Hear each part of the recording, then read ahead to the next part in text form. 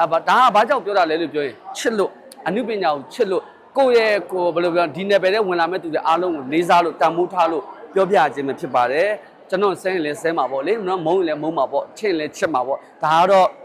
အမုန်းခံနိုင်ပါတယ်အနုပညာစစ်ကျွန်တော်ခံတဲ့အနုပညာစစ်ဆိုတာ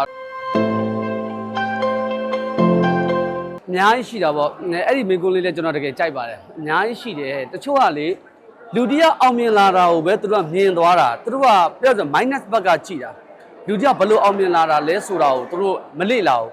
ကျွန်တော်ကလူသိစေချင်တာမဟုတ်ဘူးထင်ပေါ်စေချင်တာမဟုတ်ဘူးလူသိချင်တာမဟုတ်ကျွန်တော်လူသိစေချင်တာမဟုတ်ကျွန်တော်ကအောင်မြင်ခြင်းအစစ်နဲ့ကျွန်တော်ကအောင်မြင်ခြင်းတာဘာဖြစ်လဲဘာပြမဆိုလို့နှက်ခမ်းကြီးပြမဆိုလို့အော်အဲ့ဒါကြောင့်အပေါ်နှက်ခမ်းအောက်နှက်ခမ်းမထိပဲခေါ်နေတာညညကြီးဝါခမောက်တို့မပြောတော့သေးတယ်မပြောတော့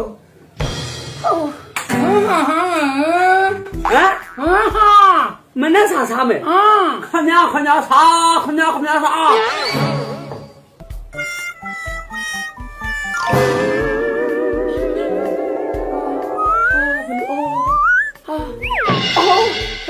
အပေါ်ပါဇက်မကြပါနဲ့အောက်ပါဇက်တွေတော့ကြပြီ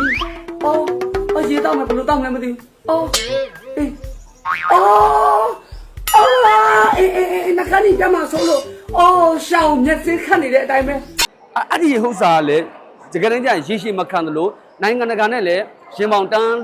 လာတဲ့အချိန်မှာလည်းဘလို့ဖြစ်ပြီးလူသိလာလဲလို့မေးရင်ကိုယ့်နောက်ကြောင်းပြန်လှည့်လိုက်ရင်ဟာလား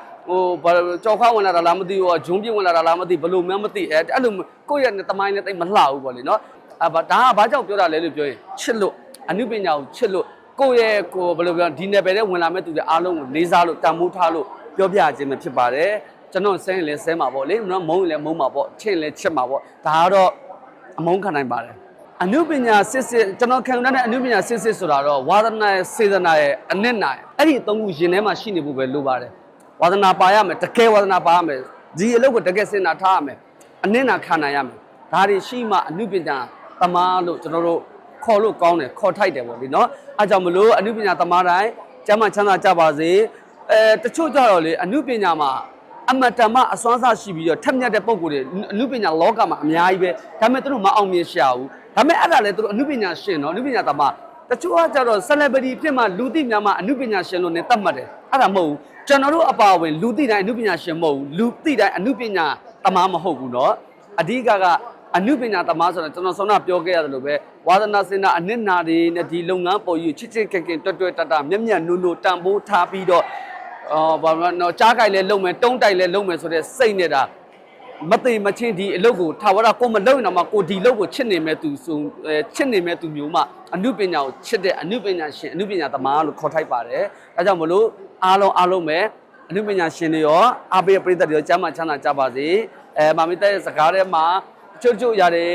မကြိုက်တာတွေမနစ်သက်တာရှိရင်လည်းနားလည်ပေးပါဒါပေမဲ့ကျွန်တော်အနုပညာချစ်တဲ့စိတ်တစ်ခုတည်းနဲ့ပဲကျွန်တော်ပြောပြတာပါအားလုံးကိုချစ်ပါတယ်ကျေးဇူးတင်ပါတယ်ရှင်လေဟောကပြောကဖောကနဲ့ပင်မနေရောပေါ့ဟဲ့ဘယ်လိုဖောတာတော့မဟုတ်ပါဘူးဟောကပြောကနေရှင်လေမောနေရောပေါ့လို့ဒီနော်ဘာဖြစ်တာဘာယောဂရှိလို့မရှိပါဘူးရှုပ်တီအရင်လှပတဲ့အဟာတွေ့သွားတော့တမျိုးလေးပြတ်သွားတာဟုတ်တာလီတာလီတာလီကနမေးဖို့ရောက်လာတာလားသူတို့ထိုင်းဖို့အဲ့ဒါမမီစင်စီကိုလာအပ်တာထိုင်းဖို့မလို့လားထိုင်းတော့မဖို့ပါနဲ့နှမျောစရာမမရှိလာခဲ့အင်္ဂလန်ပို့ပေးမယ်ဘက်ကမညီနော်ညီဖြစ်ချင်တာတွေပြောမနေနဲ့